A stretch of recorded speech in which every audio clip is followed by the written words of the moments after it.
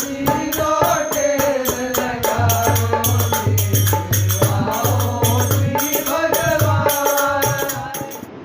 राम जय जय राम। श्री राम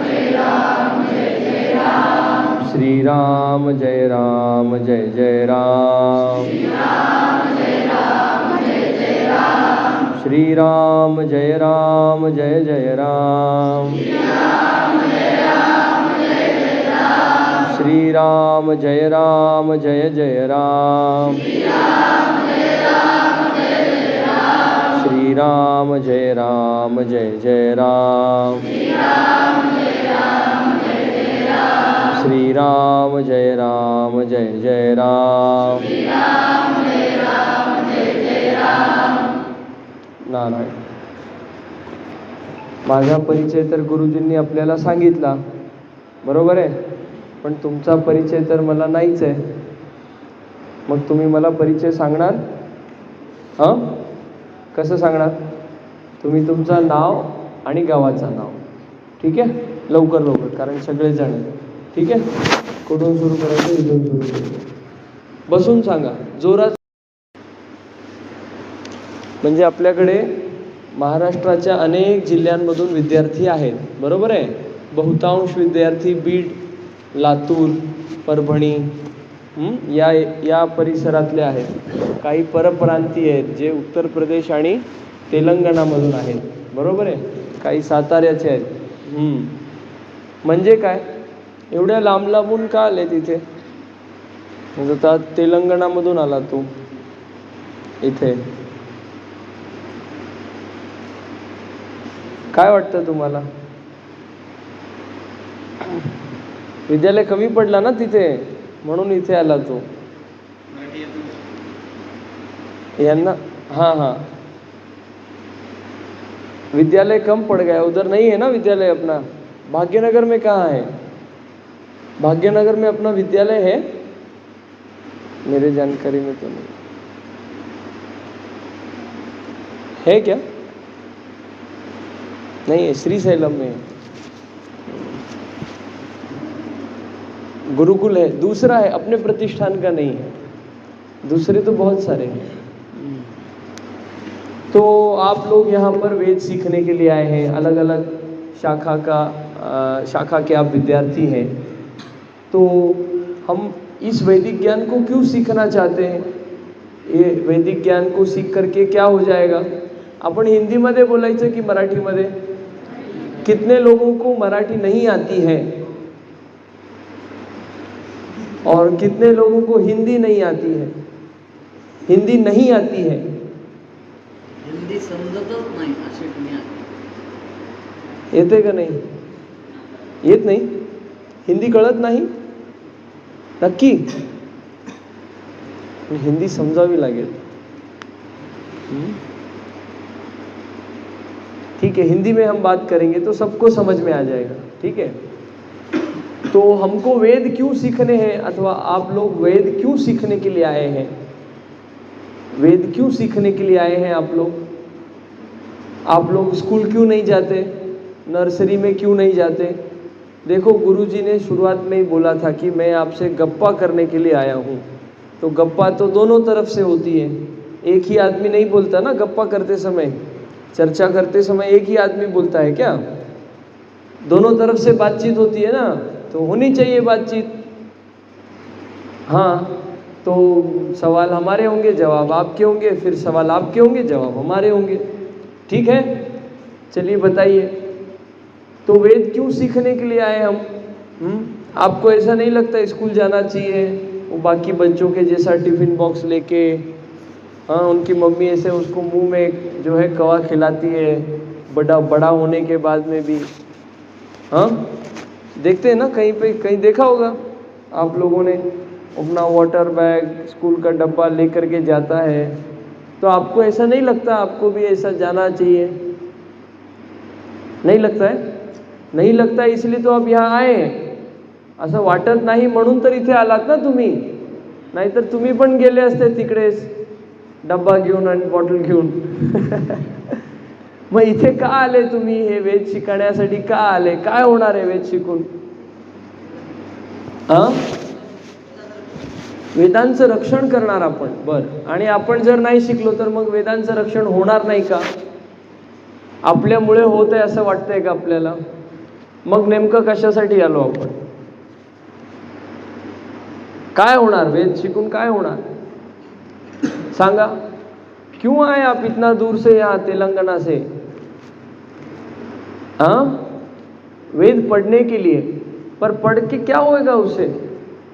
पढ़ लिया, आगे? हाँ बताइए. मग ते तर आता मी वेद शिकत नाही, मी द्विज आहे पण ब्राह्मण देवता नाही.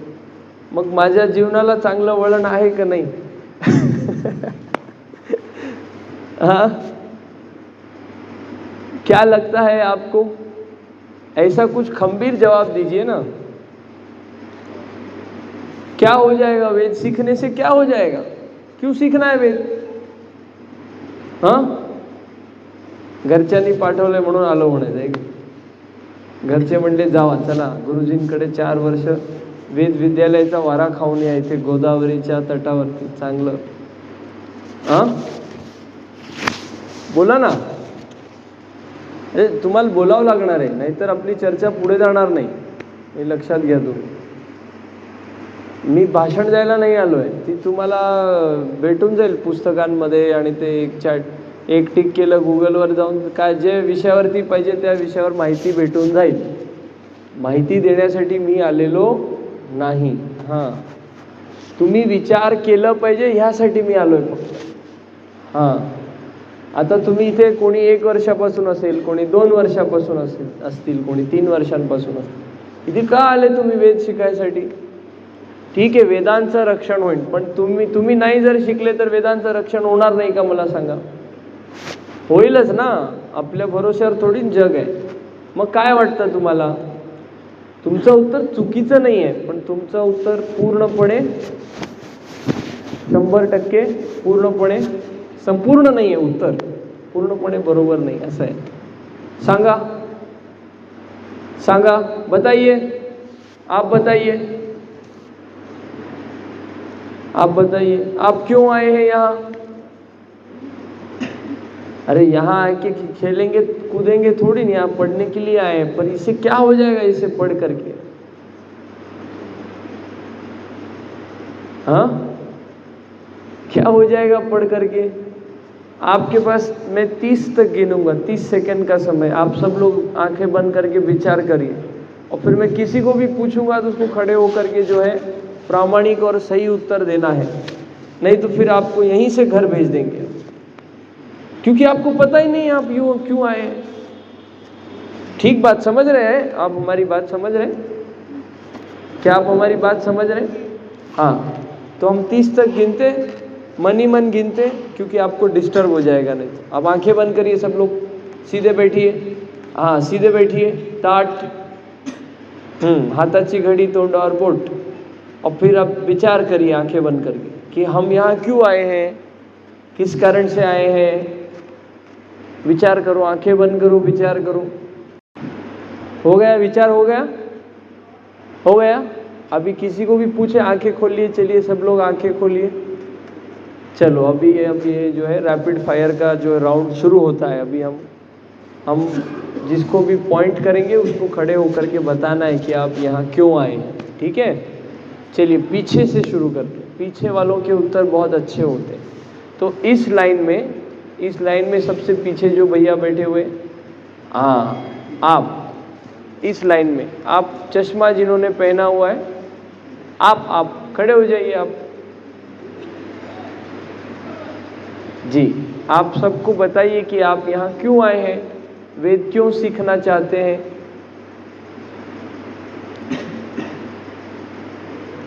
आपको बोलना पड़ेगा सबको. क्या हो, कोई समस्या आहे? मराठी येते भाषा? का आलात आपण इथे? आपण वेद शिकण्यासाठी का आलो आपण? काय वाटतं? बाकी लोगों ने बात नहीं करना है, केवल जवाब के पास सुनना है. कान से सुना जाता है, आंखों से नहीं सुना जाता. हाँ भैया,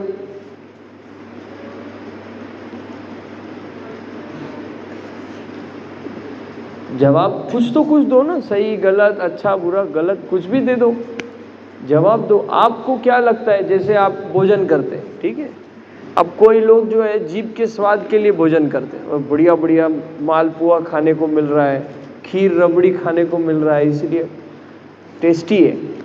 कुछ लोग पेट भरने के लिए खाते हैं कि भाई आज कुछ पेट में खा ले तो आधार रहेगा। कुछ लोग शरीर बनाने के लिए खाते हैं। सब लोग खा रहे हैं, पर सबका कारण क्या है, अलग अलग है ना, कारण अलग अलग है कि नहीं है।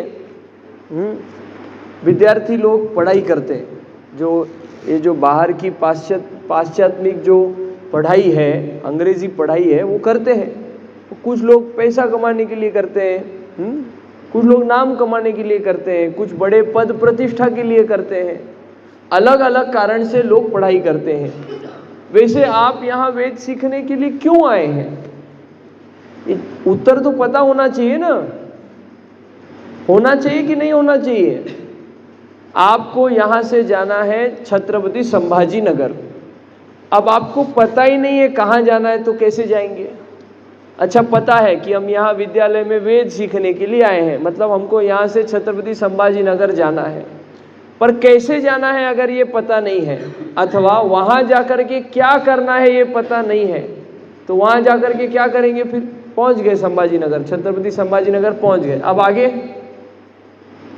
वेद पढ़ लिया आपने, 4 साल संहिता पूरा हो गई आपकी, फिर आगे मग काय करायचं, काय करायचं, मग ते वेद शिकून काय करायचं माहित पाहिजे ना आपल्याला, आपण या ह्याच्यामध्ये का आलो, बरोबर आहे ना। आता इथे गोदावरी नदी आहे, तुम्ही नदीच्या या काठावरती उभे आहात, काय इस साइड में नदी के खड़े हैं, अब तैर करके उस तरफ जाना है, उस तरफ चले गए, अब क्या करें, नहीं बिना मतलब ये आ गया, वापस आ जाओ, मेरी पोटली तो इसी तट पर रह गई, वहां जाकर के क्या करूं, वापस आ जाओ। ऐसा है कुछ। वेद क्यों सीखना है, पता ही नहीं, फिर क्यों सीखना है, पता ही नहीं है तो क्यों सीखना है। आप समझ रहे हैं हम क्या बोलना चाहते हैं आपसे, हेलो ओए, समझ रहे हैं ना। हाँ भैया, एक नंबर, ताली बजाओ जोरदार। भगवान ने श्रीमद् भगवत गीता में बताया है ना, 4 वर्णों को मैंने बनाया है, उसके उसके कर्मों के प्रारब्धों के हिसाब से वो उस वर्ण में जाता है, और उस वर्ण में जाकर के उसको वो काम करना चाहिए, तो उससे उसके भगवत प्राप्ति का मार्ग क्या है, सुलभ हो जाता है। तो ब्राह्मण देवता के लिए बहुत सारे काम बताए, उसमें से क्या है, अध्ययन और अध्यापन।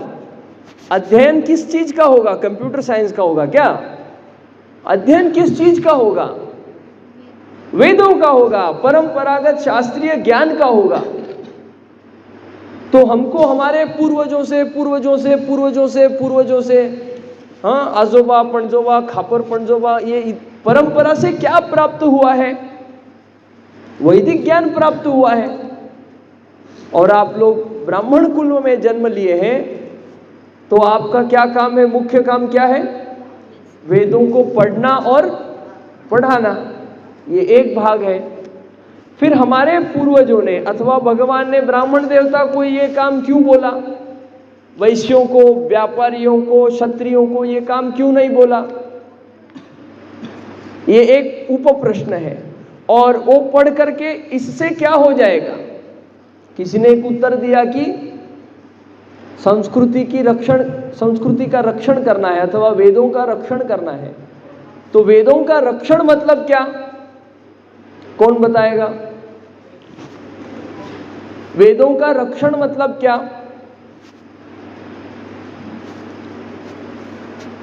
जैसे सोना चांदी होता है, उसका रक्षण करने के लिए क्या करते हैं, उसको जो है लॉकर में बंद करते हैं, ठीक है ना, जाड़ा वाला लोखंड का लॉकर बनाते हैं, उसको ताला लगा के रख देते हैं। फिर इसको भी वेदों को बढ़िया से लिख करके एक पोथी बना करके और उसको ताला लगा के रख देना चाहिए था, हो गया रक्षण वेदों का। ये पढ़ने से थोड़ी रक्षण हो, कैसे होगा रक्षण, कुछ तो गलत हो गया ना, अपने प्रतिष्ठान गलत हो गया क्या, कुछ स्ट्रैटेजी चेंज करना पड़ेगा। क्या लगता है आप लोगों को, बताइए रक्षण करना है तो कैसा करते हैं?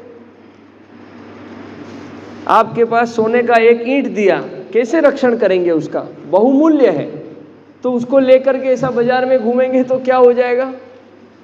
लूट लिया जाएगा वो, फिर लूट के किसी के पास भी चला जाएगा। तो उसके क्या करेंगे? बढ़िया से एक लॉकर बनाएंगे, तिजोरी बनाएंगे, तिजोरी में रख देंगे।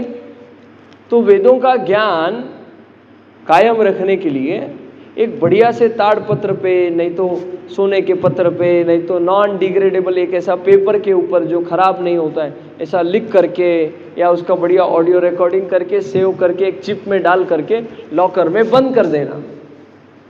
कितना बढ़िया आइडिया है। इतना वेद विद्यालय चलाओ, इतने विद्यार्थियों को पढ़ाओ, इतना व्यवस्था, कुछ नहीं करना पड़ेगा। आइडिया अच्छा है कि नहीं है? अच्छा है? नहीं है तो क्यों नहीं है बताओ? अच्छा है तो मैं आपको गलत बात बता दूंगा, हाँ अच्छा है ये सब बंद करो, पर ये नहीं है अच्छा। ये जो हमने आइडिया आपसे कहा ये अच्छा नहीं है, इसीलिए प्रतिष्ठान इतने वेद विद्यालय चला रहा है। तो अब ये क्यों चला रहा है ये आप बताओ, क्योंकि आप इसमें पढ़ रहे हो, आप पढ़ रहे हो ना वेद, तो बताओ क्यों पढ़ रहे हो? रक्षण, ऐसा पढ़ने से रक्षण होगा क्या? होगा, तो कैसे होगा बता दीजिए? प्रचार करने से। प्रचार करने से रक्षण थोड़ी ना होगा। प्रचार करने से तो उसके बारे में लोगों को मालूम पड़ेगा, तो लोग उसको जीवन में उतारेंगे, क्योंकि ब्राह्मण देवता सीखने के पात्र है, फिर द्विज मात्र है। जिसका उपनयन हुआ है वो सीख सकता है, ऐसी शास्त्र की मर्यादा बताई गई है। और फिर बाकी लोगों को क्या? जो लोग नहीं सीख सकते उनका कल्याण कैसे होगा? तो मुख्यतः आप लोग वेद क्यों सीख रहे हैं? आप उत्तर के नजदीक हैं। कौन बताएगा? चलो इस लाइन में जो है पीछे से दूसरा भैया, हाँ आप जो इधर उधर देख रहे हैं, हाँ आप, हाँ बताइए।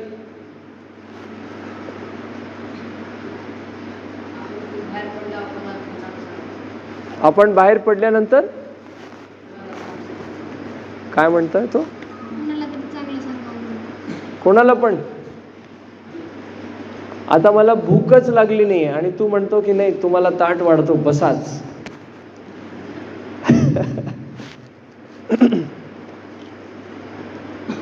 तुमच्याकडे इथे वर्तमानपत्र येतो का? वर्तमानपत्र नाही, ठीक आहे.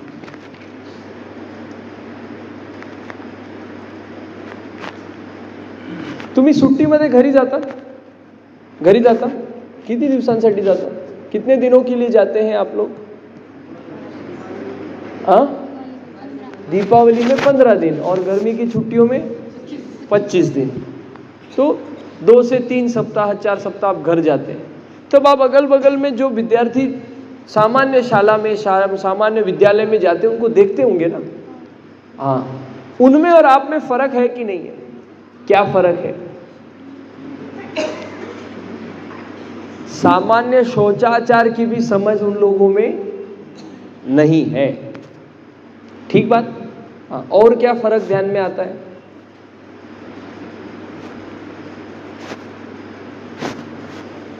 आज बहुत सारे आपको प्रश्न दे करके जाऊंगा, फिर अगले बार जब आऊंगा ना तो इसके ऊपर हम चर्चा करेंगे कि आपने और क्या विचार किया इस पे।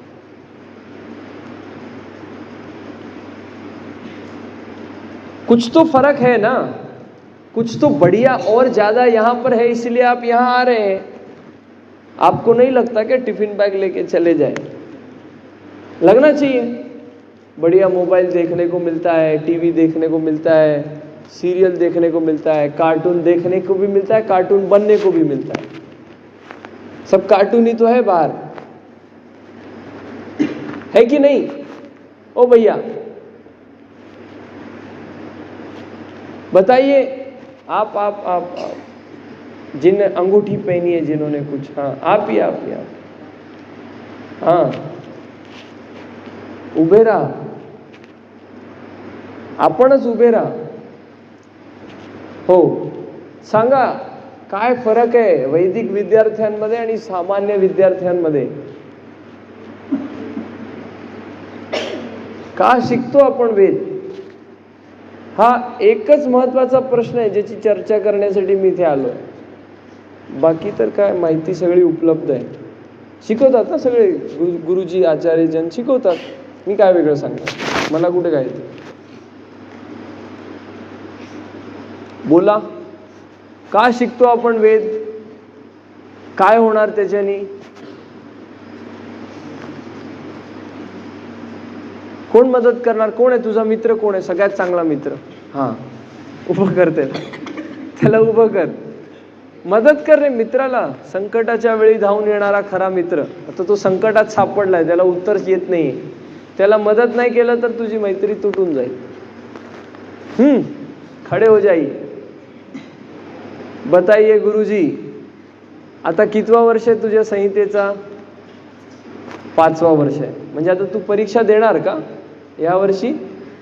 म्हणजे वेदोत्सवाला आपली भेट होईल म्हणा की.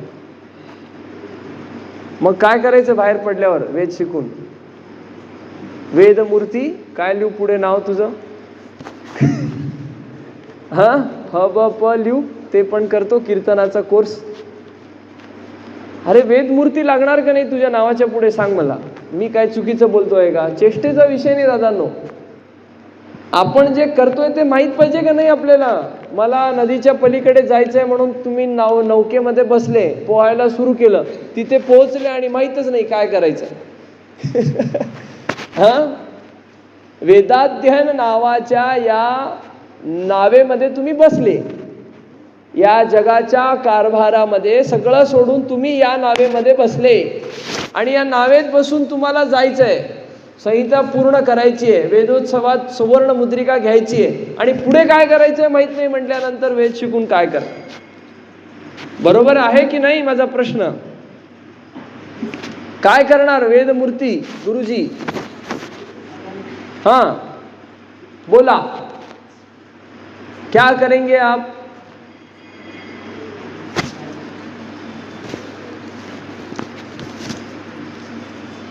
महोदय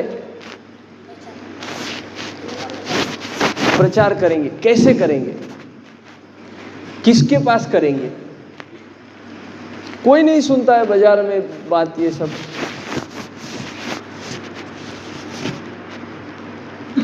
स्वामी जी कथा करते हैं, आपको पता है.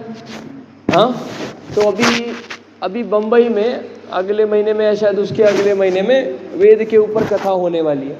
वेद भागवत बहुत वर्षों में कभी एक बार करते हैं. नहीं तो सामान्यतः कैसी कथा करते हैं. इधर लिखा है पीछे, हनुमान जी की कथा करते हैं, रामचरितमानस जी की कथा करते हैं, महाभारत की कथा करते हैं, देवी भागवत करते हैं, श्रीमद् भागवत करते हैं, श्रीमद् भगवत गीता के ऊपर प्रवचन करते हैं और अन्य विषय हैं. फिर वेद के ऊपर तो वो तो प्रचार कैसे करते हैं, फिर कैसे करेंगे. आपकी संहिता पूरी हो गई, आप वेद मूर्ति बन गए, अभी आप घर में बैठे हुए, अभी आप कैसे प्रचार करेंगे बताइए.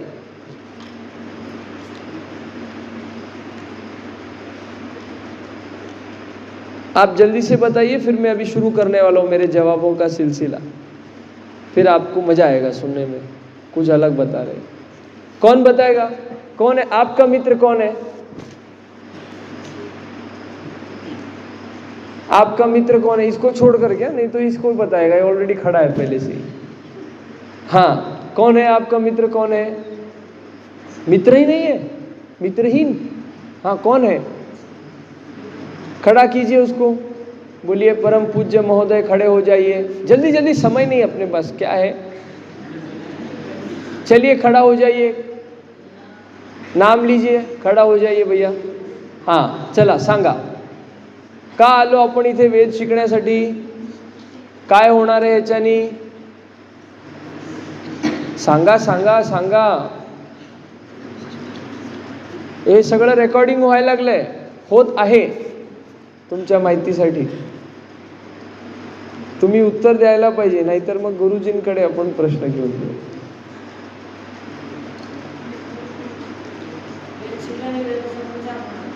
वेद शिकल्याने वेदाचा प्रचार कसा होणार. हा मग प्रचार कसं. तुझी वेद विद्यालय सुरू करतो का. प्रतिष्ठानची मी बोलतो की आपला विद्यार्थी आहे, ह्याचं पक्का झालेलं आहे संहिता आणि हा असा अट्टहास करतोय, याला जी पण मदत लागेल आपण करूयात. काय म्हणतोस? भारतामध्ये इंग्रज काळ सुरू होण्याच्या आधी आपल्याकडे 6.5 लाख गाव होते आणि त्या सगळ्या गावांमध्ये विद्यालय होते. विद्यालय होते. कुठले विद्यालय होते?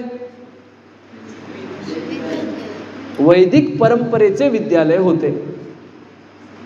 ज्यादा नाही, 200-250-300 वर्ष आधीची गोष्ट आहे. 5 पिढी 6 पिढी 7 पिढी आधीची गोष्ट आहे. प्रचार कसा करणार? प्रचार कसं करणार आणि कोणामध्ये जाऊन करणार? बोला, कोण आहे तुझा मित्र?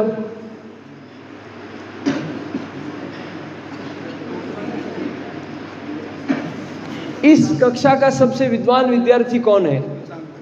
रथांग कौन है? रथांग खड़े हो जाइए. हाँ, समर्थ, बताइए. अध्ययन करके अध्यापन करूँगा. हाँ. और अध्यापन करके जिन लोगों को वेद नहीं सीखना है उनको वेद का अर्थ समझाऊंगा. हाँ, ये कितनी अच्छी बात इन्होंने बताई.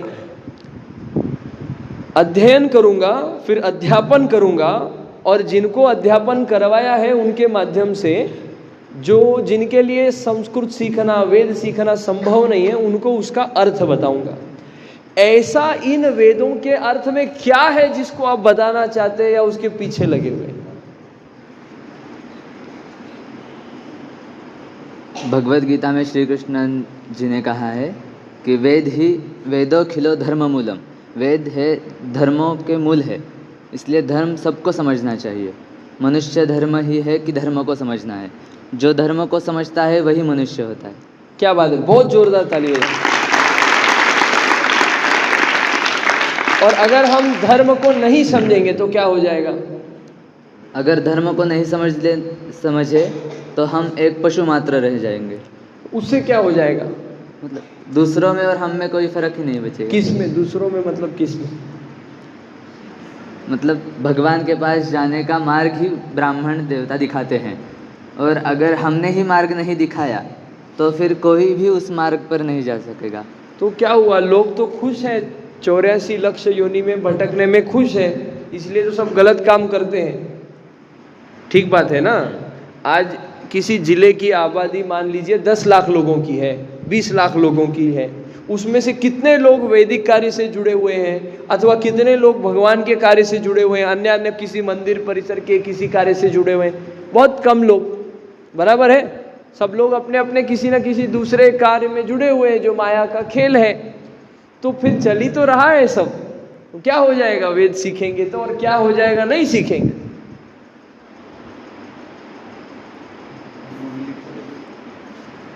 कोई और बताना चाहेगा? हाँ, और कौन है साथी आपका?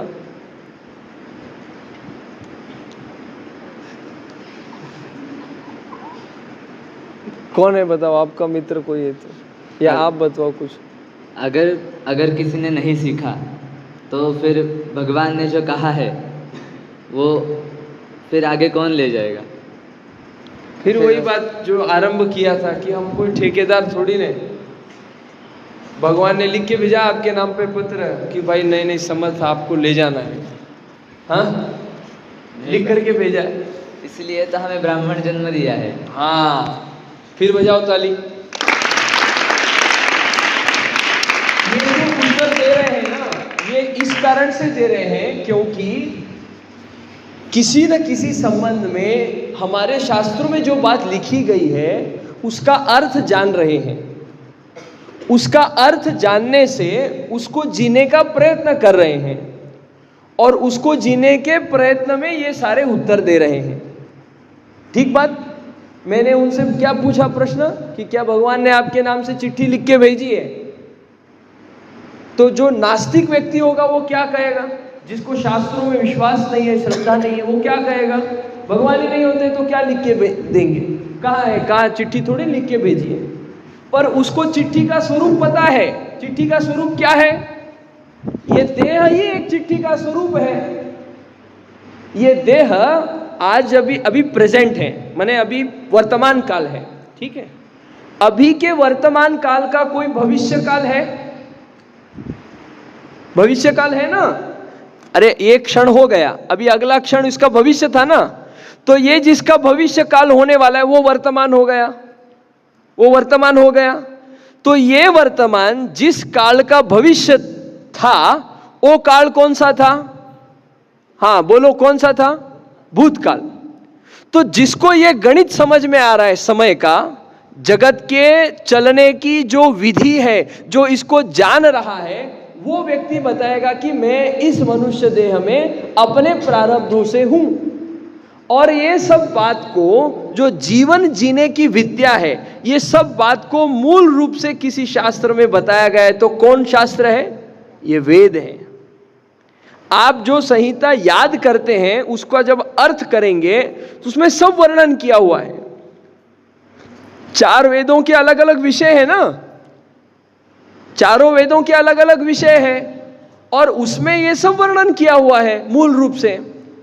और श्रीमद् भगवद गीता जी अथवा श्रीमद् भागवत, अन्यान्य वेद पुराण, जो अन्यान्य पुराण और जो सब ग्रंथ हैं, उनमें इनका किसी न किसी विस्तृत स्वरूप में वर्णन है, कथा आदि के स्वरूप में वर्णन है, ऐतिहासिक किसी कथा के स्वरूप में वर्णन है।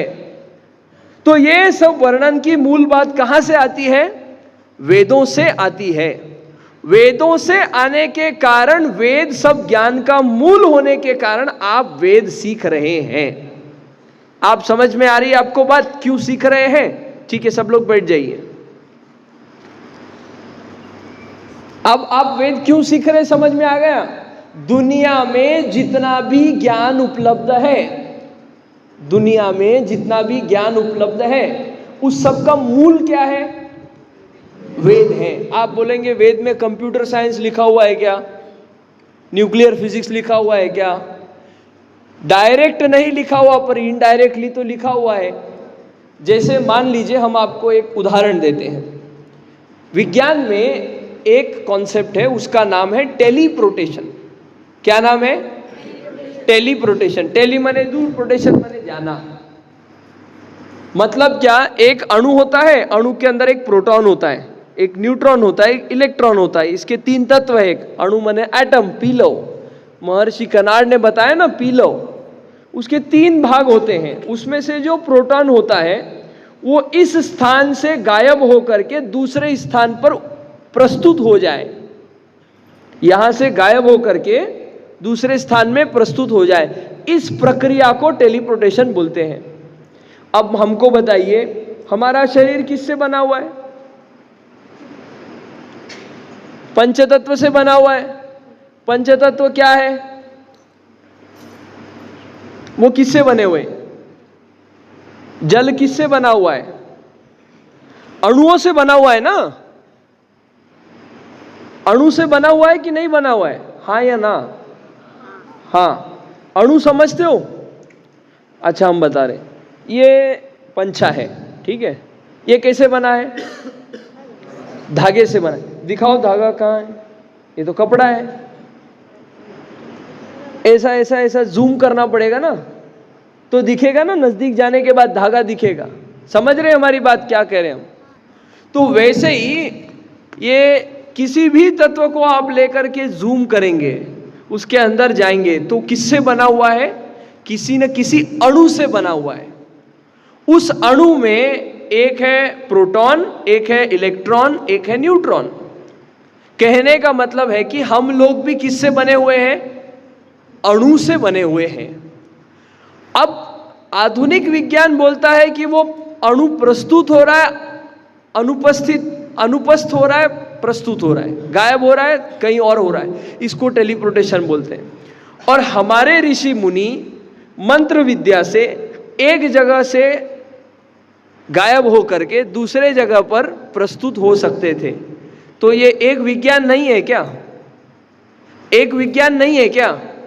आपने सुना होगा विमान उड़ता है, रॉकेट उड़ता है। कैसे उड़ता है? कैसे उड़ता है? ऊर्जा को जलाया जाता है, किसी फ्यूल को जलाया जाता है, और फिर उसको ऊर्जा मिलती है तो उड़ता है अनेक अनेक सिद्धांतों के माध्यम से। वैसे ही अगर इसको विशिष्ट तरीके से ऊर्जा मिल जाए, इसके भीतर जो अणु है, तो क्या ये उड़ नहीं पाएगा? हम लोग कथाओं में सुनते हैं आकाश मार्ग से अमुक अमुक ऋषि मुनि यहां पहुंचे, तो लोग क्या बोलते हैं, ऐसा कहीं होता है क्या? जब तक विमान नहीं बना था तब तक किसी ने सोचा था क्या इस काल में कि हम मनुष्य उड़ पाएगा पक्षियों के जैसे? हाँ, नहीं सोचा था, पर ऐसा संभव हुआ। तो पर यह संभव होने के बाद ही क्या हमने इस विचार का विचार किया कि हम उड़ पाएंगे? इससे पहले भी तो हमने सुना था पुष्पक विमान क्या है। रावण के पास कुबेर से लिया हुआ जो पुष्पक विमान था वो क्या है? आप समझ रहे हैं हमारी बात? कहने का तात्पर्य क्या है कि सभी ज्ञान का मूल क्या है? वैदिक ज्ञान है, हमारे वेद हैं।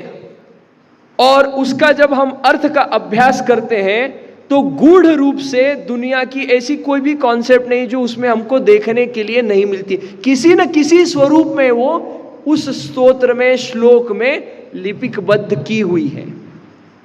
अब उस मूल ज्ञान का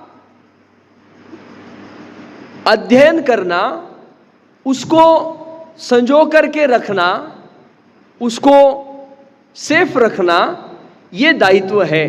क्यों है? क्योंकि इसी ज्ञान से हमारा परम कल्याण है। वैदिक ज्ञान वो ज्ञान है जो हमको भगवान से जोड़ने वाला है, सभी वैभवों को देने वाला है, और उन वैभवों के परे जाकर के परम वैभव देने वाला वो ज्ञान है। इसीलिए हमको वेद जानना है। उसमें आप लोग तो अधिकारी लोग हैं, क्योंकि भगवान ने आपको लेटर लिख के दिया है। विप्र कुल में जन्म दे करके आपको भगवान ने लेटर लिख के भेजा है कि आपको क्या करना है? वेद पढ़ना है, और वेद पढ़ करके पढ़ाना है। तो आपको एक एक प्रश्न का उत्तर मिल रहा है। वेद का रक्षण क्यों करना है? क्योंकि ये मूल ज्ञान है। मूल ज्ञान ही नहीं है तो कैसे करेंगे? मान लीजिए आपके पास मोबाइल है, अब आपको चलाना आता नहीं, उसकी एक यूजर्स मैनुअल पुस्तिका है, वो आपने उठा करके गोदावरी जी में जय जय सीताराम, अब वो मोबाइल ले करके क्या कर रहे हैं? उसको पटक रहे, चल ही नहीं रहा है। अब तुमको पता ही नहीं, उसका बैटरी खत्म हो गया है, उसको चार्जिंग में लगाना पड़ता है, क्योंकि तुमने वो किताब ही नहीं पढ़ी। समझ रहे हैं हमारी बात?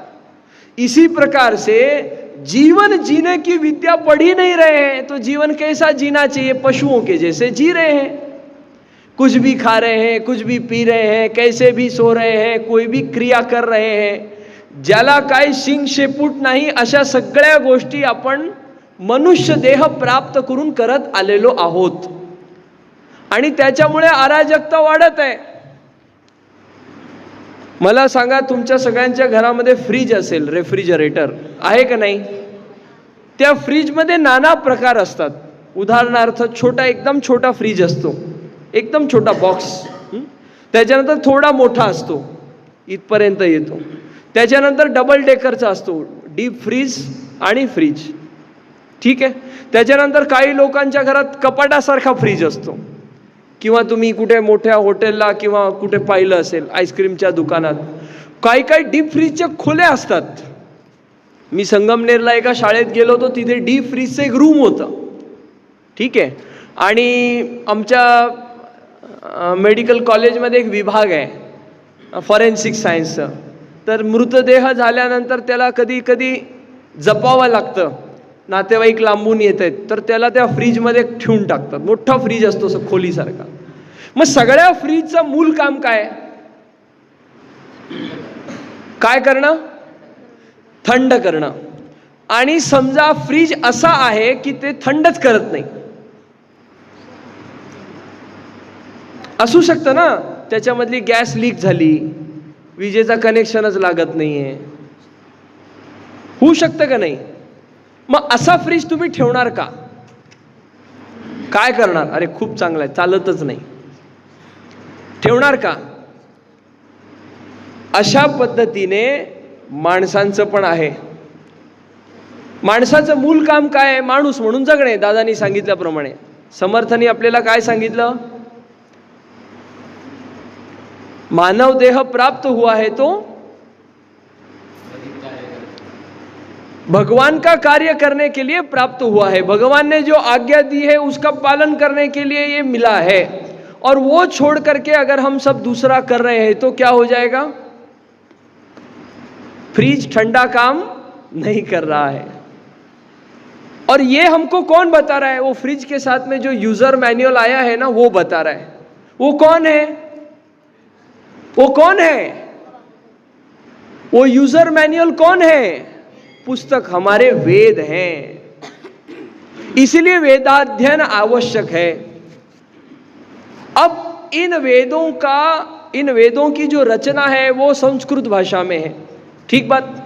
और संस्कृत भाषा इतनी विलक्षण है, एक वेलांटी, एक मात्रा, एक काना, एक अनुस्वार इधर का उधर हो जाए तो मर का मार हो जाएगा. मर का मार हो जाएगा ना, अर्थ का अनर्थ हो जाएगा. तो इनको जप करके रखना है तो इनको लिख करके ऑडियो रिकॉर्डिंग करके नहीं रखा जा सकता, क्योंकि ऑडियो नष्ट हो सकता है. मान लो इंटरनेट पे सब वीडियो है और दुनिया का जो गूगल का सर्वर है उसमें आग लग जाए, गया सब डाटा. जय जय सीताराम धूल में, ऐसा आग की लपटों में जो है वो चला जाएगा. और फिर उसको कैसे हम संजो करके रखेंगे उस ज्ञान को? तो एक मनुष्य से दूसरे मनुष्य के भांति मेधा से मेधा में डायरेक्ट ट्रांसफर, वेदाध्ययन के माध्यम से. इसलिए सोना चांदी को, जो पादार्थिक वस्तु है उसको तो आप लॉकर में बंद कर सकते हैं, परंतु जो ज्ञान है, जिसको अंग्रेजी में एक शब्द है एब्स्ट्रैक्ट, ज्ञान दिखता है क्या? दिखता है? दिखाओ ना. समझ रहे हैं? वो व्यक्त होता है, वाणी से व्यक्त होता है, आचार विचार से व्यक्त होता है, आप किस तरीके से व्यवहार करते हैं उससे व्यक्त होता है. तो इसलिए व्यवहारिक तरीके से इस ज्ञान को क्या किया गया है? योजनाबद्ध पद्धति से, एक परंपरा से, एक पीढ़ी से दूसरे पीढ़ी में परंपरागत पद्धति से दिया गया है.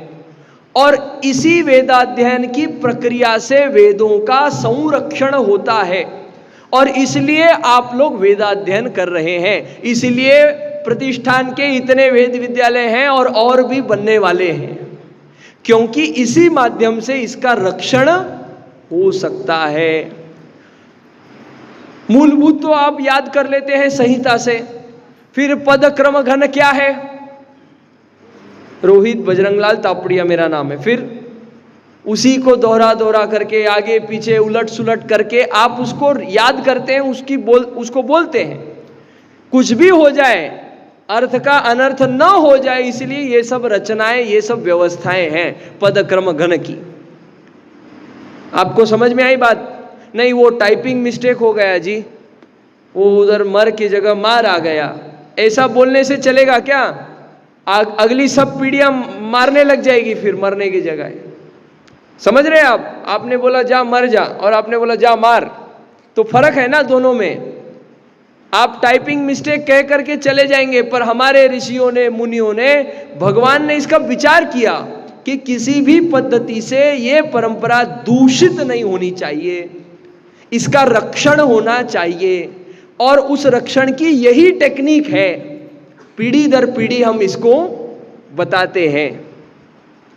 आपको बात ध्यान में आई? अब आपको ये पता चल गया आपको वेद क्यों सीखना है. क्यों सीखना है? मूल ज्ञान है इसलिए सीखना है. भगवान की आज्ञा है इसलिए सीखना है.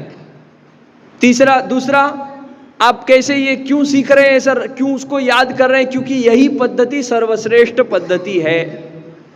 तीसरा प्रश्न, इसको सीख करके क्या करेंगे आगे? आपने आपका कल्याण कर लिया, फिर परंतु जीवन निर्वाह करने के लिए उदर निर्वाह की व्यवस्था होनी चाहिए. तो क्या आपको ये वैदिक ज्ञान कर्मकांड करने के लिए सिखाया गया है क्या? इसका मूल उद्देश्य क्या है? बढ़िया बड़ा भागवताचार्य बनेगा, बहुत अच्छा व्याकरण की व्याख्या करेगा, खूब जो है लोगों सेवा मिलेगा, जय जय सीताराम, बोलिए, सीख करके क्या करेंगे? इसका प्रचार कैसे करेंगे आप? हाँ, ये अध्ययन अध्यापन एक भाग हो गया। सामान्य जनता जो सीख नहीं सकती है अथवा जिनको सीखने के लिए समय नहीं, वी डोंट हैव टाइम, वो उनका भी तो भला होना चाहिए। सबका अधिकार है, मनुष्य मात्र का अधिकार है। किस चीज का? उसका परम कल्याण होने का। वो मूड है, इसीलिए माता पिता उसको छोड़ देते हैं। क्या ये इसको कुछ समजता ही नाही, छोड़ दो इसको, जाऊ द्यायला, वाया जाऊ द्या, असं कुठले आई वडील म्हणतात का? मग ब्राह्मण देवता हे समाजाचे आई वडील आहेत, कारण ते ज्ञानी आहेत, जाणकार आहेत. मग ते या मुलांना जाऊ देणार का समाजाला वाया? मग कसं सांगणार ते समाजाला? कर्मकांड करून, भागवत करून कसं सांगणार आहेत हा वैदिक ज्ञान?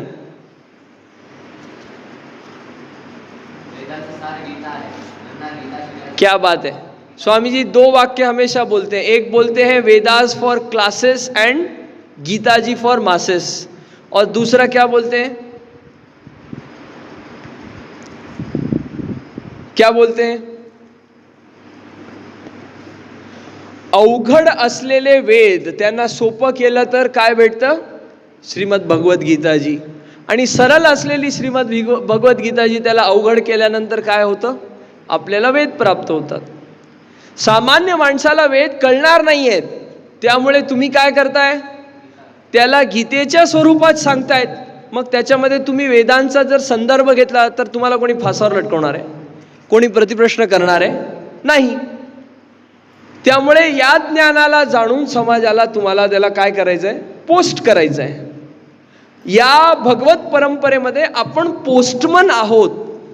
परंपरागत प्राप्त झालेल्या या ज्ञानाला आपल्याला समाजाला समाज उपयोगी ठरेल अशा पद्धतीने द्यायचं आहे. आता या सगळ्या कार्यामध्ये महत्त्वाची बाब काय आहे की याच्यामध्ये खूप अनुशासन लागतं. जसं तुम्ही वर्गामध्ये झोपू शकत नाही, कुरकुरे चिप्स खाऊ शकत नाही, ठीक आहे ना? वाईट वाटतं ना? आणि या सगळ्यामध्ये अनुशासन आहे. अनुशासन म्हणल्यानंतर सगळे लोक लांब पळतात. मग अशा या समाजाला जो अनुशासनहीन आहे, तुम्ही कसं सांगणार? कसं सांगणार? तुम्ही जाऊन एका ठिकाणी बसले प्रवचन द्यायला आणि लोक ऐकण्याच्या मनस्थितीत नाही आहेत, तुम्ही कसं सांगणार? तुम्ही खूप ज्ञानी आहात पण तुम्हाला प्रस्तुत करता येत नाही, किंवा तुम्ही प्रस्तुत व्यवस्थित करतायत पण लोक ग्रहण करत नाहीयेत.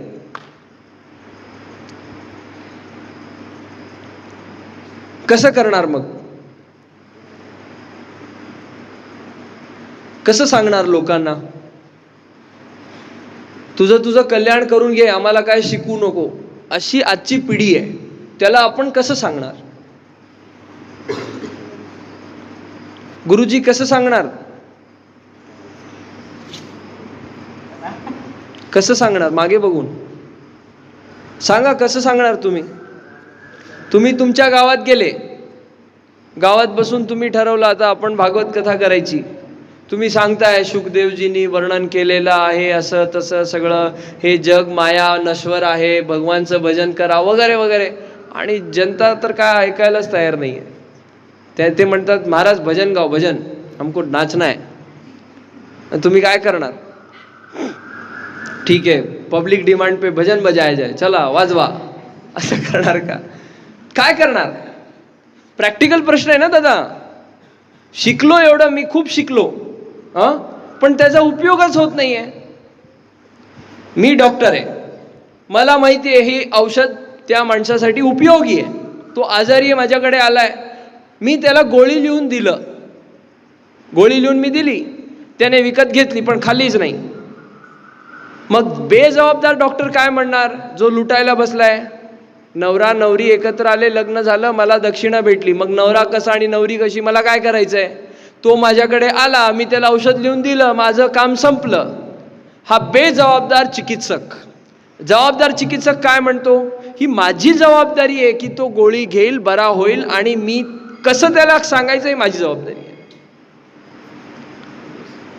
आई काय करते, त्याचं शेंबूड टपकतंय पोराचं आणि तो जिद्द करतोय मला आईस्क्रीम खायची आहे, मला गोळा खायचा आहे. आई काय करते, 3 काम करते. पहिला त्याला समजवते, त्याची समजूत करते.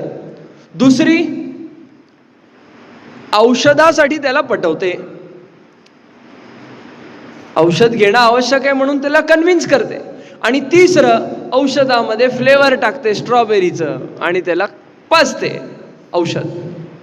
गोड वाटते म्हणून ते काय करतं, खातं. वैदिक कार्य अनुशासनबद्ध असला तरी लोकांना गोडी लागेल अशा पद्धतीने आपण त्याला सांगू शकतो. आणि आजच्या काळामध्ये एकच विषय सांगत राहिलं तर कोणी ऐकत नाहीये. लोकांना व्हरायटी पाहिजे, व्हरायटी पाहिजे. तुम्ही उदाहरणार्थ हॉटेलचा कधी मेन्यू कार्ड पाहिला असेल चुकून तर तुम्हाला हे दिसून येईल. लक्षात येत आहे मी काय म्हणतोय? मग काय आवश्यकता आहे स्वामीजींना? एक श्रीमद भागवत मध्ये सगळं येतं का नाही? श्रीमद भागवत लिहिल्यानंतर वेदव्यासजींनी काय केली, त्यांची नीप मोडून ठेवली की हे माझं अंतिम ग्रंथ आहे, याच्यात सगळं काही आलं. 4 वेद लिहिले, 18 पुराण लिहिले, महाभारत लिहिलं. त्यांना समाधान झालं नाही म्हणून शेवटी त्यांनी काय लिहिलं, श्रीमद भागवत लिहिलं. आणि त्याच्यानंतर त्यांनी नीप ठेवून टाकली, पेन ठेवून टाकलं की आता सर्वोपरी हे ज्ञान आहे, सर्व कल्याणकारी हे ज्ञान आहे, ह्याच्या पलीकडे काही नाही. मग फक्त त्या सर्व कल्याणकारी त्या ज्ञानाचा फक्त प्रचार करत स्वामीजी थांबू शकले असते की नाही? हो की नाही? मग काय आवश्यकता आहे हनुमान कथा करायची? काय आवश्यकता आहे महाभारत कथा करायची? काय आवश्यकता आहे कृष्ण नीती सांगायची? काय आवश्यकता आहे?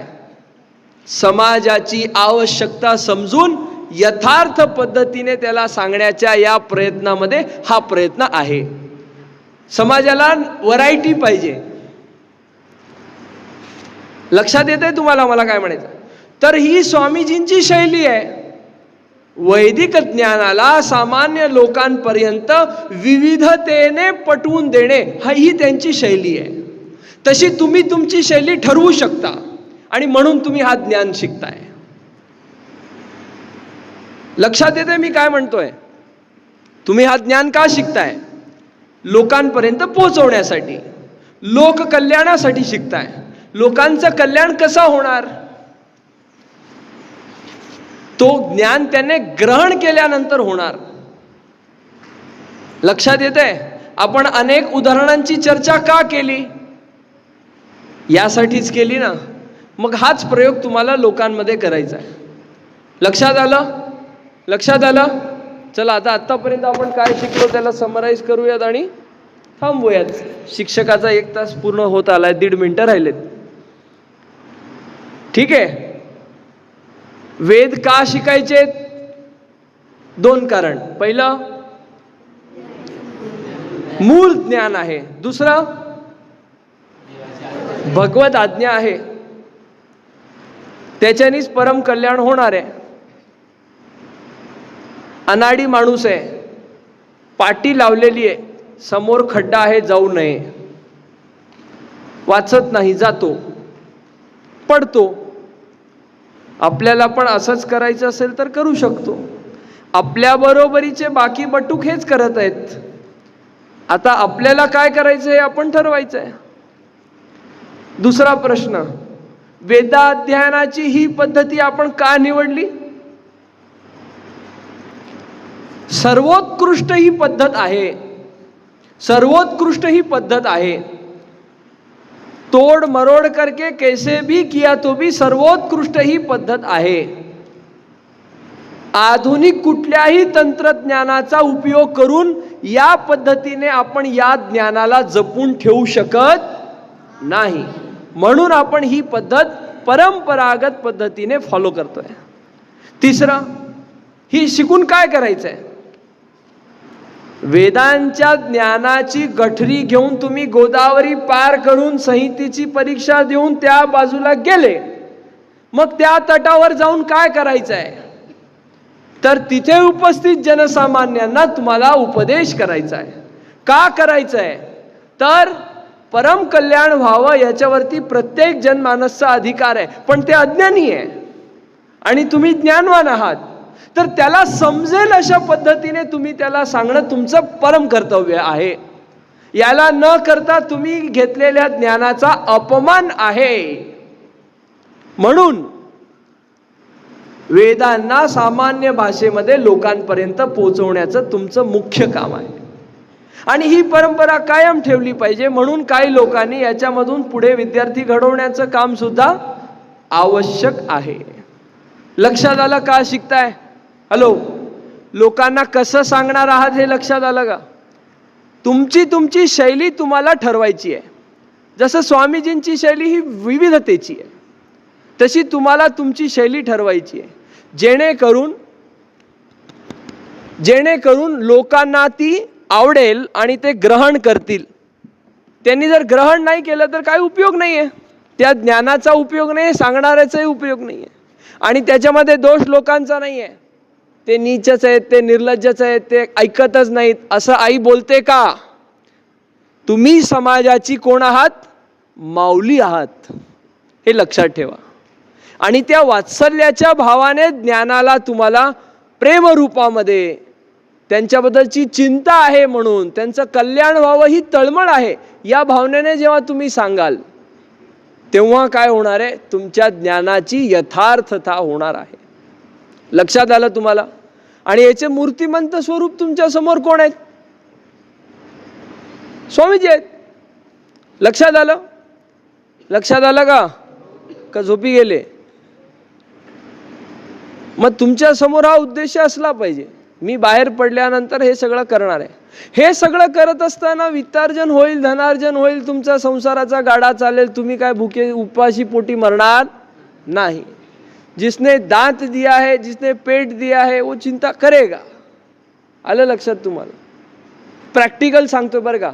अनेक लोक माझ्यावरती विवाद करतात, तुम्हाला काय कळत नाही, काय पण सांगताय तू, असं कुठे असतंय का? म्हटलं प्रयोग करून बघा. आहे त्या अवस्थेमध्ये एकही रुपया न घेता, आहे त्या अवस्थेमध्ये एकही रुपया न घेता, आहे त्या अवस्थेमध्ये एकही रुपया न घेता, एकही उपकरण, एकही डिवाइस न सोबत घेता बाहेर निघून जावा. पोटाची पाण्याची व्यवस्था होते, झोपायची व्यवस्था होते, मूलभूत व्यवस्था होते. पुढे जे करायचं त्यासाठी व्यवस्था बनवा. प्रॅक्टिकल एक्झाम्पल सांगतोय, अनुभवाने, काहीही बिघडत नाही. लक्षात आलं? त्यामुळे चिकाटीने प्रयत्न करायचं, आपल्यासमोर मोठं लक्ष ठेवायचं आणि समाजाचं भलं करायचं. ह्याच्यासाठी आपण आलोय. आणि स्वामीजी म्हणतात, समाजाचा वैचारिक सांस्कृतिक नेतृत्व करणारी ही पिढी घडवायची आहे. त्या अनुषंगाने तुमची विचारधारा असली पाहिजे. नाहीतर वेदपाठ करणार, भटजीपण करणार, संपलं आयुष्य. ह्याला काय अर्थ नाही. आलं लक्षात तुम्हाला? पक्का पक्का? हो, आलं की नाही? हो किंवा नाही काहीतरी म्हणा ना. आलं ना? आता पुढच्या सत्रात तुम्ही सांगायचं मग आता तुम्ही कशा पद्धतीने हे करणार आहे. हा तुमचा होमवर्क आहे, गृहपाठ आहे. हां, तुम्हाला तुमचं शैली निवडावी लागेल ना. हे काय असं झोपलं की विचार येणार असं नाही आहे. खूप विचार करावा लागणार आहे की आपल्याला कशा पद्धतीने काम करायचं आहे. हां, नाहीतर माझ्याकडे सोनं आहे, पैसा आहे, पण त्याला इन्व्हेस्ट करून वाढवायचं कसं आहे जर मला माहीत नसेल तर त्या पैशाचा काय उपयोग? मग हा ज्ञान तुमच्याकडे सगळ्यात मोठी तुमची पुंजी आहे, पण तुम्हाला माहीतच नाही त्याचा उपयोग कसा करायचा, कसा लोकांपर्यंत पोहोचवायचा, तर त्याचा काय उपयोग आहे का? मग आता उपयोग करायचं का नाही ते तुम्ही ठरवा. माझं काम तुम्हाला येऊन सांगण्याचं होतं, मी केलं. ओके, लक्षात आलं? पक्का? नारायण नारायण नारायण.